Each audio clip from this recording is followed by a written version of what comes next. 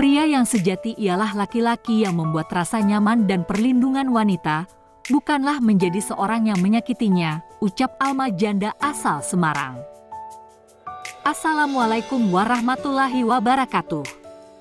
Untuk video kali ini ada seorang janda yang menghubungi kami untuk dicarikan pasangan hidup.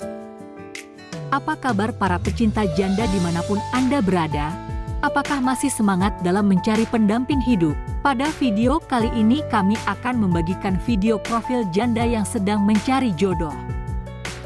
Namun sebelum melanjutkan video ini, alangkah baiknya untuk selalu mendukung channel ini dengan cara menekan tombol like dan menekan tombol subscribe.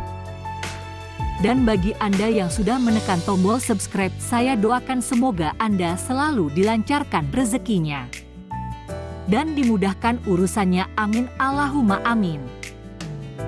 Perkenalkan, nama lengkapnya Tio Alma namun sering dipanggil Tante Alma.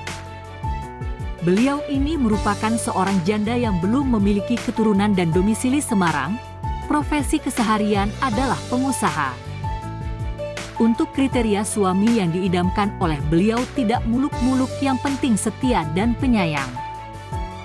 Apakah kalian yang melihat video ini tertarik untuk menjadikan Tante Alma sebagai istri?